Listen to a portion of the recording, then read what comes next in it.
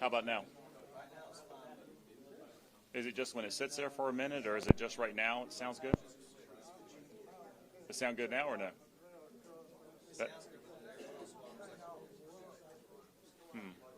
Any idea what would cause that? What's that? Well, I'm wondering because I got a mic here. Is there any feedback from this maybe? I don't know. I got a mic right here. I don't know if that's part. Okay. So what do we need to do? Just tell me. You can't hear anything now? Okay. I wasn't talking directly into the mic. How about now? Testing 1, 2, testing 1, 2, 3, 4. Testing, testing. Is it good? Okay.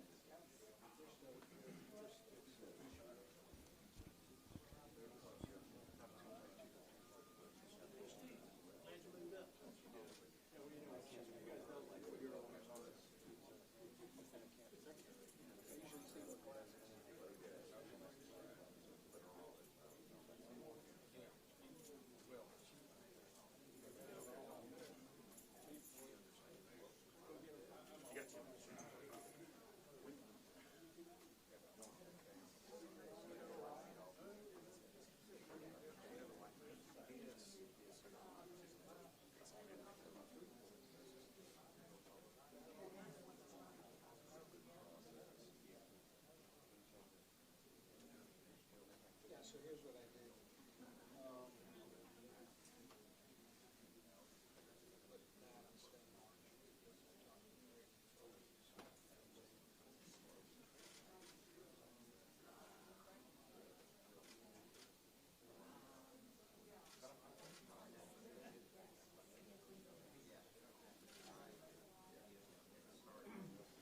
Ladies and gentlemen, we'll be starting in 2 minutes. Just a reminder, please silence your phones before we begin.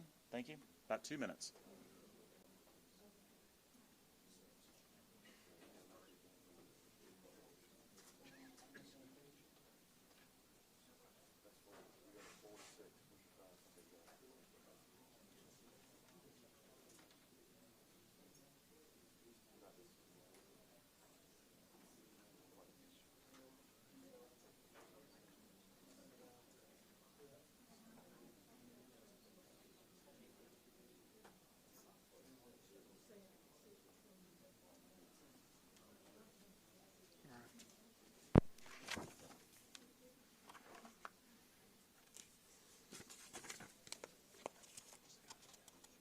Sir?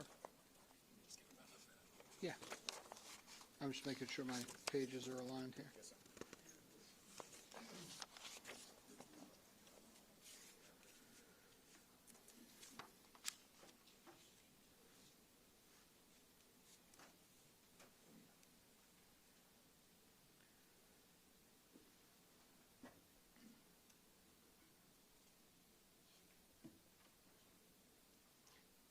My boss over there has said it's not exactly 1:30 yet. Is everybody good to go? You ready? Thank you. All right, good afternoon, and thank you for joining us.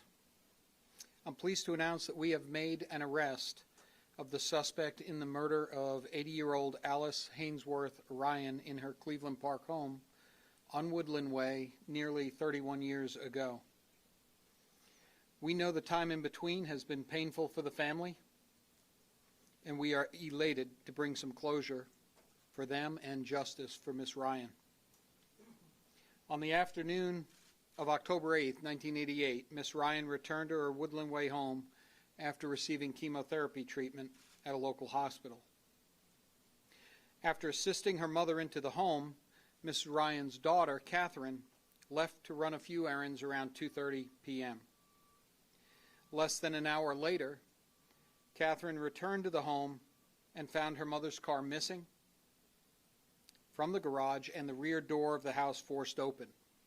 Once inside the home, Catherine discovered her mother deceased on the kitchen floor. She had been stabbed multiple times.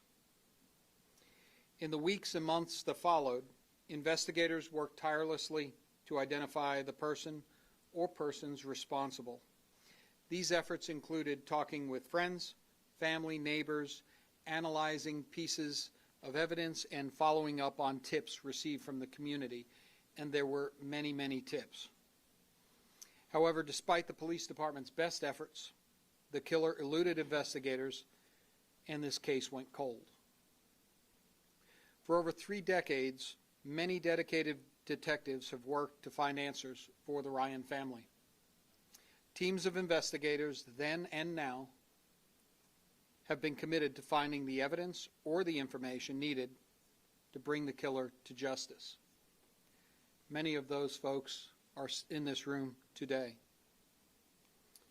Over the last 6 months, our agency has announced that we've been able to solve 2 other cold cases, the murders of Jenny Zatricki and baby Julie Valentine. The breakthrough in both of those cases came as a result of utilizing current technologies in assessing criminal evidence, technologies which have evolved dramatically over the past few decades. This case employed using evolutionary DNA technologies, although no genealogy casework was required. It also involved a great deal of impressive detective work and a little bit of good fortune. And that brings us to today's announcement. In April of 2017, our newly formed cold case unit began an extensive review of the Ryan murder case file.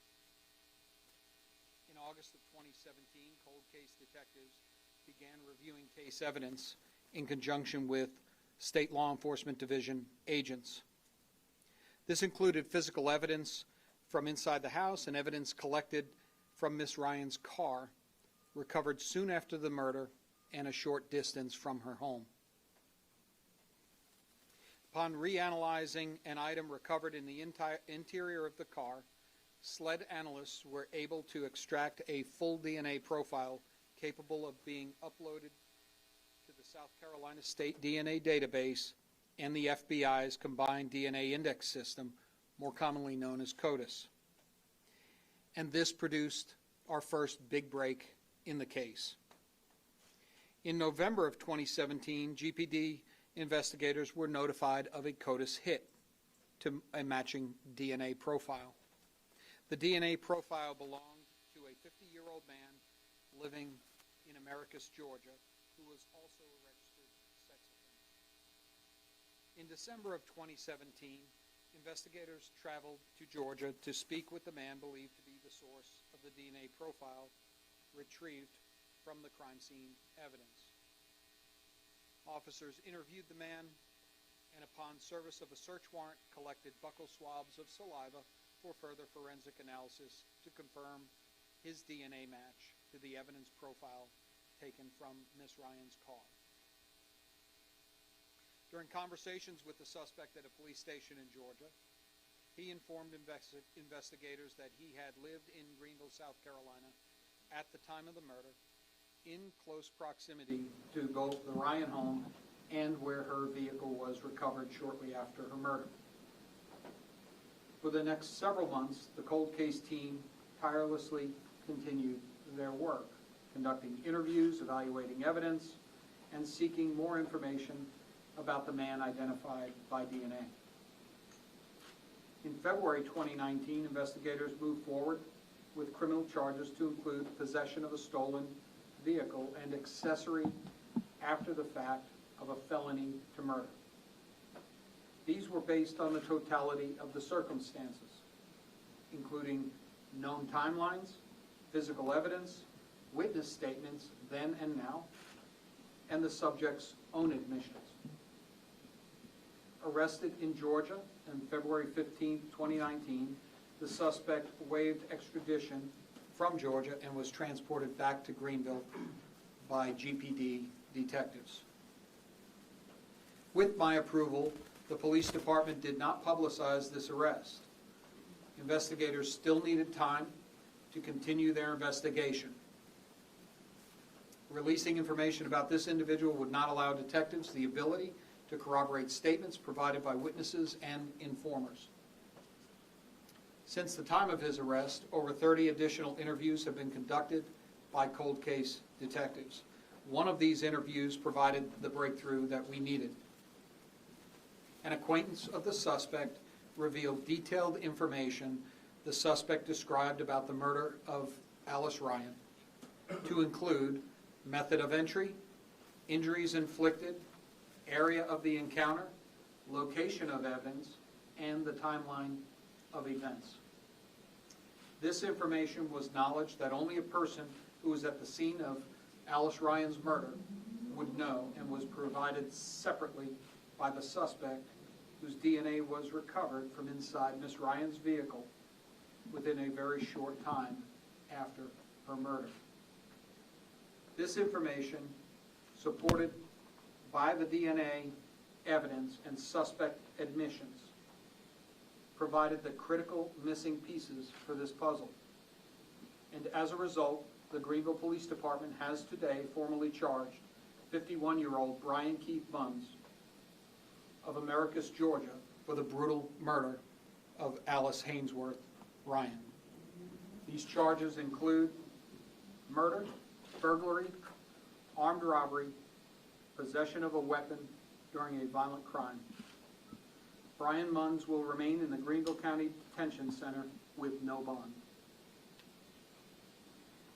As we close this chapter of a very long investigative story, we know that much work remains to be done to ensure the justice for Miss Ryan and closure for her family. But I want to highlight that none of this would have come to fruition without the extensive work and incredible dedication of a small team of people. They include our cold case team of retired detectives: Rick Woodall, Don Ballou, and anyway, I'm drawing blanks on names, too many names. But our FBI agent as well. And so what I will tell you is that we also had 2 additional people, and my printer ran out of paper, so I actually lost the rest of my speech. But I will say this, and wing it from here. My team of cold case folks have worked very, very hard on this case for over 2 years now, and they have dedicated a tremendous amount of time and energy to bringing justice in this case. And they did not do it alone. They worked with active detectives, Andrew Smith, who worked very, very hard and alongside our cold case team from day one. Tim Conroy, lieutenant in the back there, who has also helped support them. Oh, there you go, Tim. And there are people over here, and most notably Haley Nelson from SLED. You were an indispensable part of this case resolution. Without you, not sure we would have gotten to where we are today. And so thank you so much for all you've done for this team, for our department, for the Ryan family, and for solving this case. And then lastly, before I introduce Mr. Joe Ryan to speak, and then followed by the solicitor, and then we'll take questions, I would like to thank the solicitor's office in particular, because both Solicitor Wilkins and Deputy Solicitor McMaster have worked so hard to help ensure that this case was properly documented, put together, and coordinated in a way that they can continue to prosecute the case. We have other people who have worked the case in here. Kent Dill from the coroner's office, and Judge Hawley, I believe you were prosecutor at the time of the event, and we have a lot of people who have a lot of interests here in this case. And all I can say is that bottom of my heart, thank you all for your dedication, your commitment, and all that you've done. to assist us. And Steve Romano, I'm sorry for missing your name, but Steve Romano is our retired FBI agent who's a member of the cold case squad, and probably just the pressure. However, I will say this, and I would like to ask Mr. Joe Ryan to come up. Joe Ryan is the son of Alice Hainsworth Ryan, and he spent a good deal of time working with law enforcement to try and find his mother's killer for many years and over the past few decades. And so it's an honor to bring some resolution in this case for you, Mr. Ryan, and for your sister, Catherine.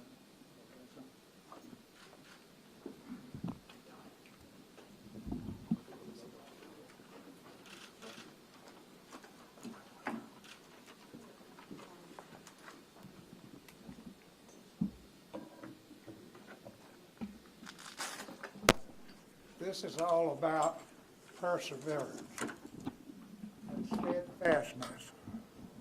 The people that have been working this thing are unbelievable. They've gone all out and all out for a long period of time, and they don't give up. In particular, you just got like Rick Woodall and Don.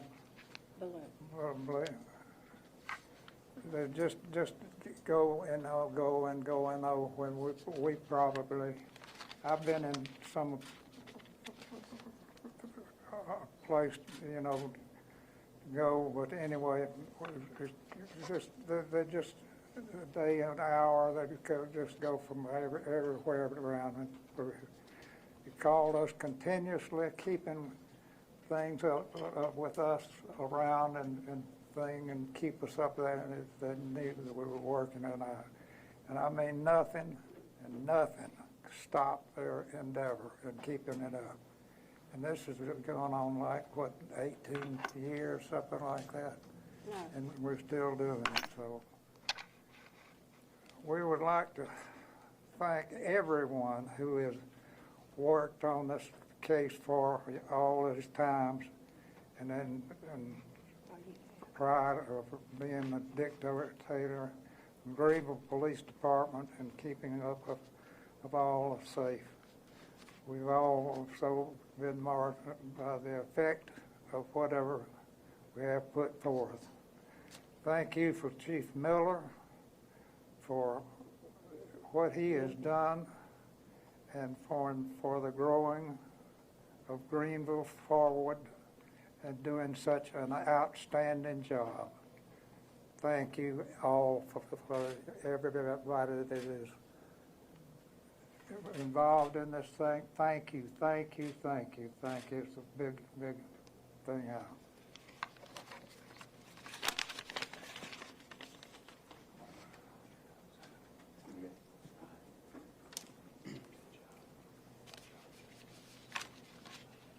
Thank you to the Ryan family for being here. Thank you, Chief. I'm just going to follow up briefly on what Chief Miller has already discussed. This cold case team of detectives, then and now, have done a fantastic job. It's been our honor to work with them and communicate and coordinating as they proceed, just sort of meticulously and without hesitation, persevering the case throughout these many years, and finally come to the conclusion where they have now gotten warrants against Brian Munns for possession of a weapon during the commission of a violent crime, burglary in the first degree, armed robbery, and murder. And he will be charged under the statutes as written in 1988.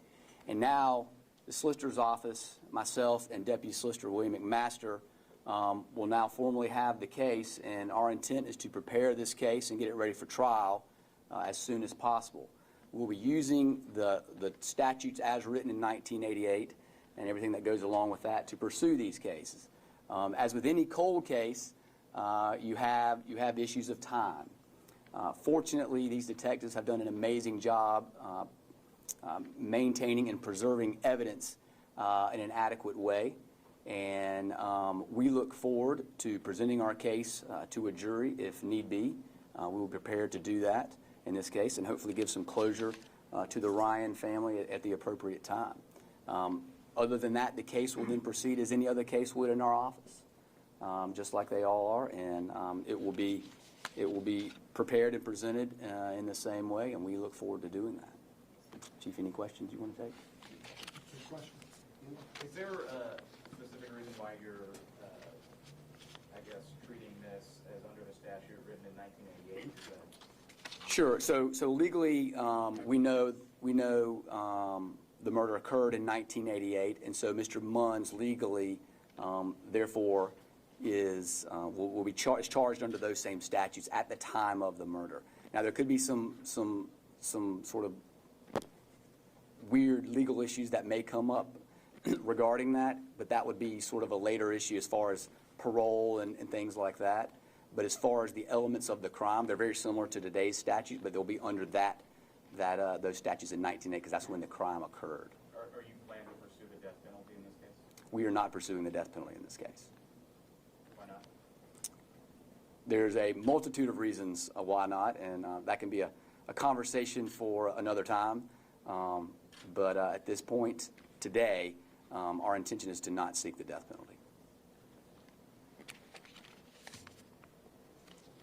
Is there an investigator maybe who has maybe a personal connection with this case or has worked for since the beginning to make this happen? So there are several, at least one who was, I think, on the scene at the time. We'll allow you access to our cold case team after the briefing here, if you'd like to speak with them. Chief, a few weeks ago, the Julie Valentine cold case breakthrough, I heard from the department that this wouldn't be the only one. Do you feel like this momentum gives you more encouragement, kind of validates your efforts of this cold case unit? Well, I think it validates that we should never give up on a case, right? We should never give up hope. We should never give up our efforts to try and bring justice for those who are harmed and closure for their families. But I can tell you that each case is different in terms of the time it takes to bring it to Solicitor Wilkins and have a prosecutable case. And in this case, we had a team of folks working on this for over 2 years now, 25 months. And Julie Valentine did not take that long. So it really depends on the evidence, the available technologies to help us out, the information we're able to extract from a thorough review of the original case investigation, any supplemental case investigations, and really what we're able to learn that's new. So, and I say that way because things change over time. Power control relationships change. People pass away. People come in and out of somebody's life. The influences that prevent people from talking about cases. The technologies that develop that help us solve these cases are some technologies that we would not have conceived 30 years ago in terms of helping. And even in terms of collecting evidence and holding that evidence for that length of time, being able to know that we would someday be able to process that in a way that we couldn't at the time. So there's a lot of things that change. We have to evaluate these cases against that, that whole backdrop and really the changes that have occurred. So everyone, we're still working on them, and we're going to continue to work on them, and we're going to methodically work through each of them. But how soon we're able to bring you another case will depend on all those factors. All right. Thank you all very much. Appreciate it. Thank you, Mr. Ryan.